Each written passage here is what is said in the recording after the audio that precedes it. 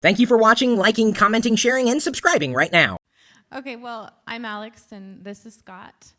And as you've just heard, we're from Muskorn Ranch, and we have a slideshow queuing here that hopefully distracts you when we fumble over our words, because not only are we not public speakers, but we haven't seen this many people in a long time. But what we're doing out at Muskorn is trying to develop a sustainable home and farm in the countryside north of Spokane, aside from, providing a wonderland for moosicorns to run around in. But we're not leaving the grid and leaving society and becoming hermits. And we're not going back to settler days like pioneers either. Instead, what we are just two modern social people. This is when the slideshow would be good in the background. Modern social people who just felt a need to reconnect with nature and other things that sustain us, like food and shelter. But as iPhone-toting homesteaders, we feel like technology is at home in the woods and on the farm. Our iPhones don't work out where we live. We can't make phone calls, but as we all know, that's not really the iPhone's strong suit anyway. So, no big deal. We have Wi-Fi. But I forgot what I was going to say. That's what we're doing. Let's see. I can take over. Yeah, why don't you take over? All right. Our automatic timing's not working, so you got to hit this little button every once in a while. All right. I'm going to start off with how we made the decision to go do this thing that we're doing. It's not a commonplace event for someone to just drop everything they're doing in life and go seek out something uniquely different for themselves. So if I can get my orientation to get going here. Okay. About 2 years ago, I was working in a job right here in the Seattle area, and we were very happy. We had a little house out in North Bend, wonderful little life, and at the time, who here has jobs? And okay, with those hands still up, who would do their job for free if they didn't have to? For those of you lucky individuals with your hands still raised, awesome. I was unfortunately not one of those lucky individuals. I do love my job to a certain degree, and I love work in general, but I didn't necessarily appreciate the grind that was involved with that lifestyle. We had to work 8 hours a day. I had an hour commute at the time. We lived all the way out in North Bend. Is that better? I'm never spoke into a microphone before. Work all day, drive an hour home, and then we'd have this little part of our lives together where we would, focus on our dinner, and we would focus on going outside and taking walks and this sort of thing. And one night we just had this epiphany. This part's really great. All the stuff that we're doing to support this little part of our lives, not so great. And so we decided right there that we were going to start this experiment. And by the end of the night, we were shopping online for land.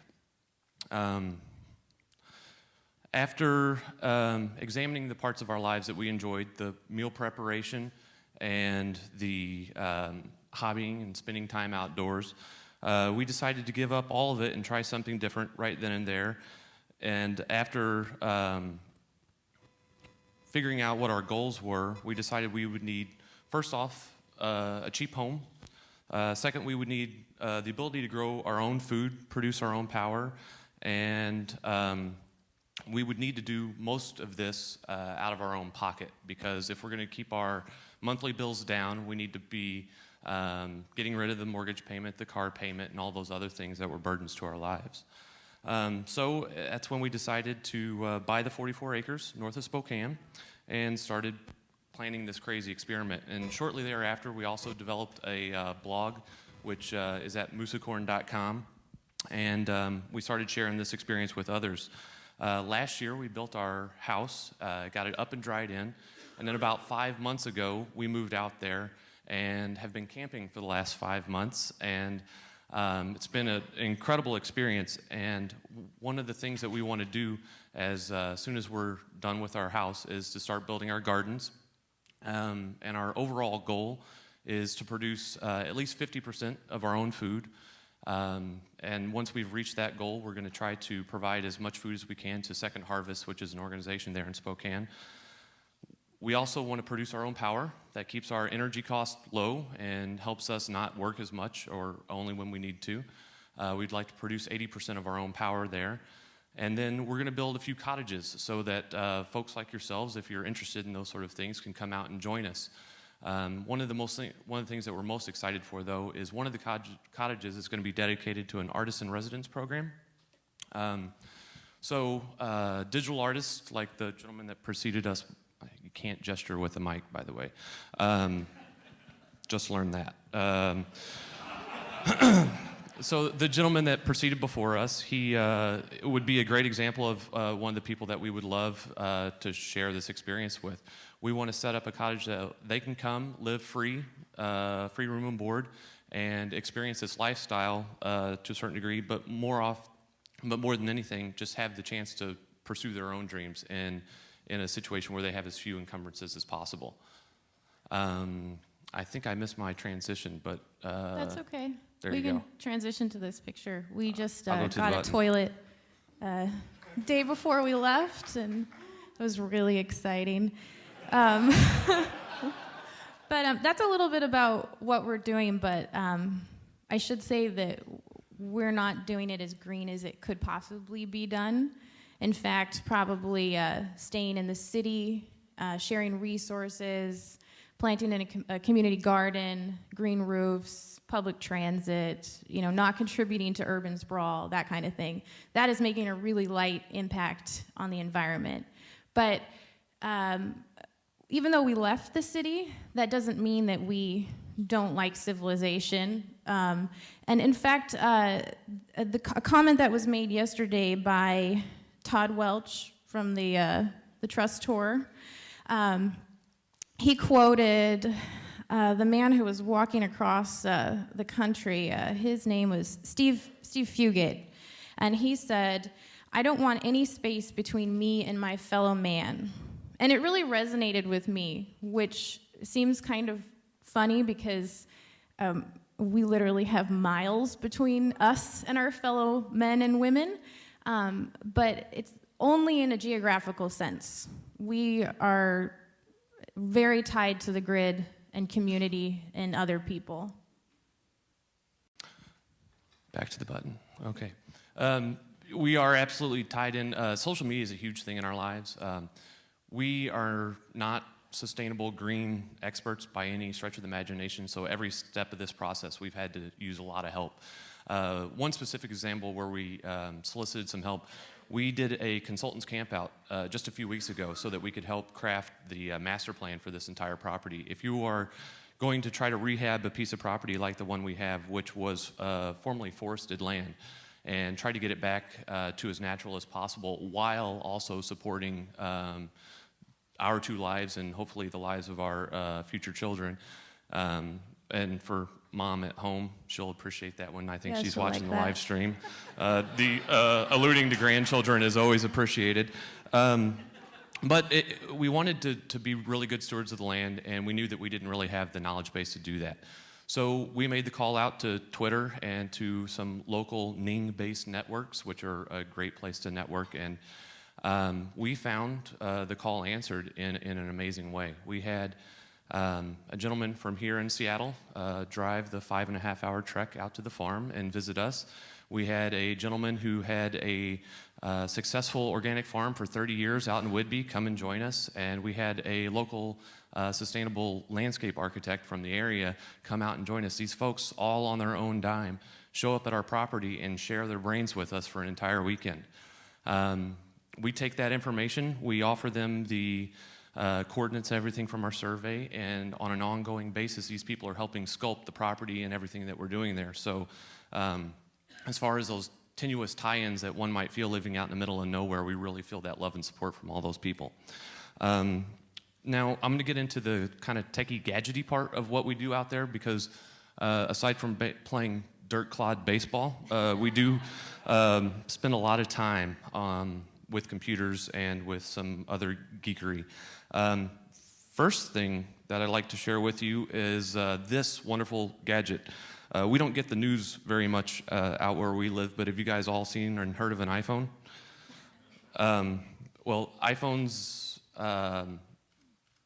are our preferred smartphone, but anyone would do. These, for the Apple fanboys, we know just do it better. These have an immense number of apps that are appropriate for where we live. You guys know how an iPhone helps you support your urban lifestyle, and it's just as handy in a rural setting. There's tracking apps, so if you see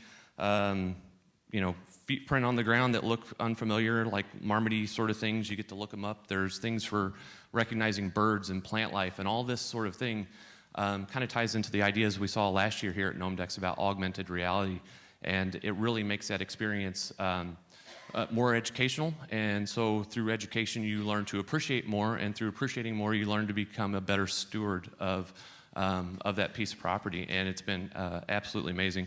My wife's already documented over 90 plus wildflowers on the property there on her Flickr account, and all of that came through research done on the iPhone there on the property and walking around. Another thing I wanted to share with you guys, and I'm actually going to pass this one around. It's a new technology in the solar. Everyone's familiar with solar panels and photovoltaics. This little gem right here is the biggest improvement in solar technology in easily the last 30 years, in my opinion. The old paradigm of solar technology, and I'm going to actually pass this around, play with it, touch it, you can't hurt it. It's meant to go out in the woods and just don't take it. Survive nature. Yeah. That little gem right there is an in-phase microinverter. And if you guys are dabbling around on the websites, www.inphase.com, I'm sure will get you there. And what that does is the old solar paradigm was you had to buy a bunch of solar panels at once, and then you had to gear your system towards one large inverter. And it all had to be scaled and in the same proportion, or you would really break down your efficiency or cause an electrical fire, or there's numerous other various consequences to not doing it all correctly. I hate to interrupt, but apparently your parents are watching this, and I just got a text message from your dad that says, "Babies, yeah." Nice, nice.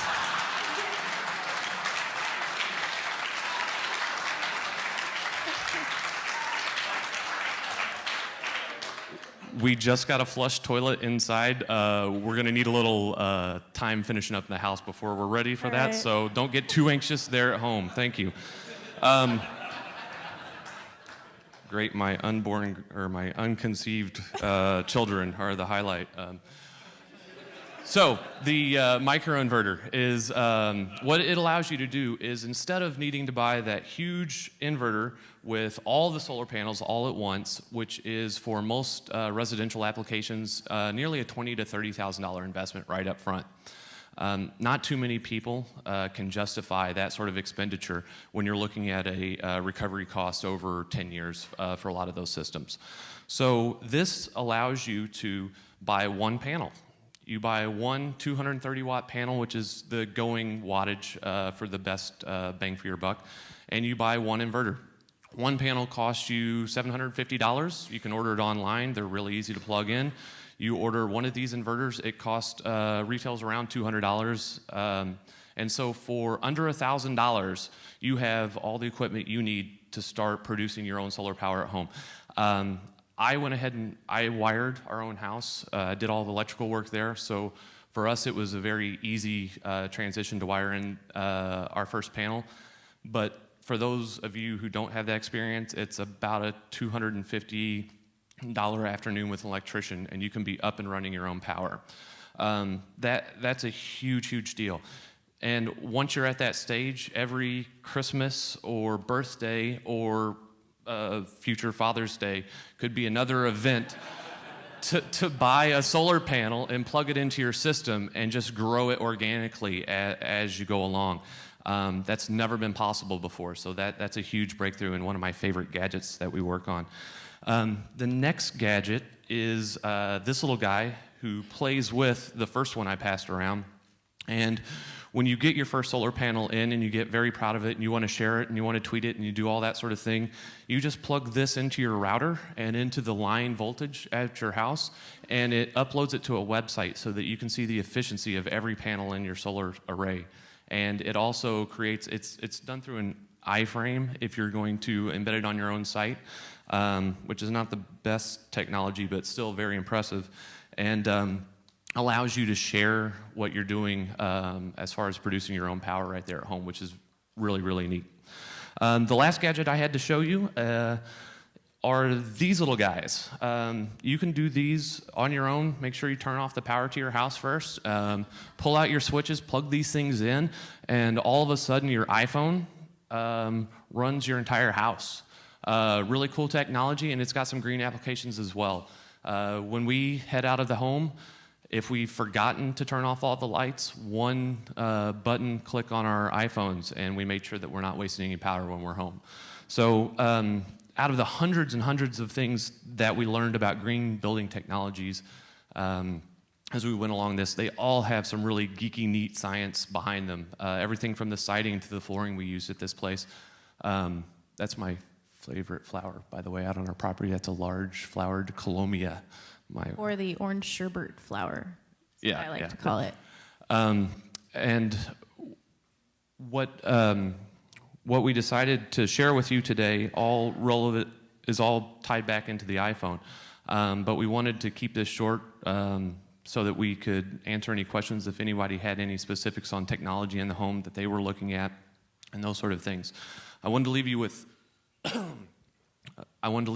one thought before we wrap up here, though, and I'm sure everybody wants to get to lunch. But what we're doing out at Muskorn is it's tied to people in a significant way with all of the social media outreach and all that sort of thing. But more importantly, it's tied to a couple larger things going on in our world right now. If you're not familiar with the food movement that is taking place right now, watch Food Inc. It's a great place to start, and I'm not Michael Pollan, but check out some of his stuff and look into what's going on there. If you're into green or have ever picked up your own recycling bag and taken it to the grocery store with you, you're becoming a part of that movement, and it's something to look into, and we're sharing those ideas there as well. And if you're into just the lifestyle difference, if you weren't one of those few people with your hand still up when we asked if you do your job for free, there are opportunities out there to increase your level of happiness, and we're looking into those as well. So please join us and share your thoughts and help us along our journey. It's been a lot of fun, so thank you.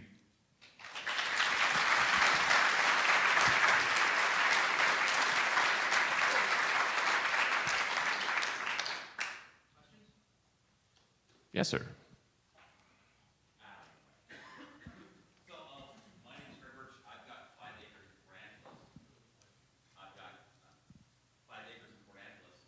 I'm living sort of similar to you guys, although I do get iPhone reception. But have you ever considered maybe a network of Moosicorn places like that? Ooh, like Baby Moosicorn. Yeah, I guess I would love to hear your ideas more on what you would imply by a You guys network. have the east end of the state, you know, something over on the Olympic Peninsula. Oh, yeah, The and west end of the state. And there's a lot of places doing what we're doing. There's a unique number of folks that are, I mean, even in urban settings, you're going to start hearing chickens in people's backyards and all these sort of things way more often these days. We have chickens. Oh, yeah, great. We're starting off with bees, goats, and chickens next year, and absolutely can't wait. And one of those weird things we're looking forward to is making goat's milk for some reason. That's a hobby that I want to try out. But, oh, geez, yeah, absolutely. We are not necessarily a commercial entity, so I'm not sure how the networking would apply, but it would be a great idea for us to start getting a wiki going or something like that. A lot of people doing some of the things that we're doing are trying to remove themselves from the grid, and I think that's contrary to the movement. I mean, Just because we're wanting less chemicals in our food doesn't mean it's regressionary. We tried the Monsanto thing, didn't necessarily work, and now we're evolving to the next level. And I think that stuff definitely needs to be shared, but would love to hear what you're doing. Yeah. You talked about one or two things that you were found that are pretty easy to do once you started doing this. If you had to pick three things that you wish you would have done in your old place in North Bend that you discovered after you'd already moved and started building this one, what three things would you recommend everybody in the audience can do in their urban environment? Well, I think first of all, you could just throw a solar panel on your roof. I mean, it's just something you can add. You can do that anywhere. Although in North Bend, North Bend and solar, Maybe not so much. maybe a water turbine. We lived on the river, so maybe that would have been better. Backyard gardens. Start with the food. The food is, so much of our lives revolve around food. I love the adage, you never really know someone until you've sat down and had a meal with them. And I love, in urban environments, seeing a row of corn in between the strip, between the sidewalk and the street. All those sort of things. And even if you're not eating it, but you're just making people aware of it and getting people conscious of the food chain and what's going on there, I think the backyard garden is an excellent one. I would say, just for the geek in me, I think the home automation stuff, I can't believe I didn't do more of that with our old house. Helps resell. Anything you do green to your home is going to help you sell your home in the future. Look at it as future-proofing and helping out your, I hesitate to call any home an investment at the moment. But they absolutely do help, and I think that if whatever's working for you, to the same thing that Alex mentioned earlier, moving out to the country and expanding your footprint is not the greenest way to go. So if something is working in your home, don't take it out because you're just causing more work, more effort, more production, more all of that sort of stuff. But every time anything breaks, just question your decision before you replace it. Or CFLs, that's a big one too, man. Lights and appliances in your home are one of the easiest ways to cut down your energy use. So, what was the name of the product that you had for the iPhone that you put into your walls? For the solar panel or for the light switch stuff? The one that we went with is probably the most economical variety out there. In fact, if you guys want to come up and check these out at some point, they're clear, and you can see all the gadgetry inside, and it's kind of neat, and they got a lot of buttons on them. But the ones that we use are Smart Labs Insta-On technology, which is a close cousin to X10, but it works a ton better now. But the whole system can be tied in with X10 or Radio Raw or any of those other technologies out there, too. For the switches? I don't know.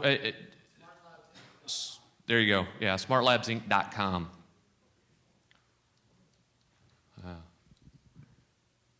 Anything else? Time for lunch?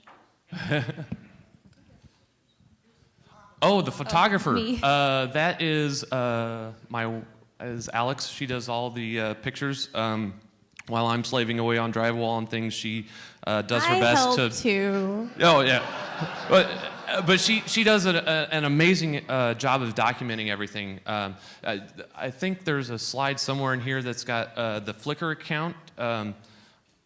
Yeah, if you want to see any more pictures of what we're doing out there, she's got tons of sets and all that sort of stuff. As I mentioned, like over 90 plus wildflowers we've identified right there. And when guests come out and once we have the cottages up sometime next year, we'll have books printed up so that you can have your own personal guide to the property right there.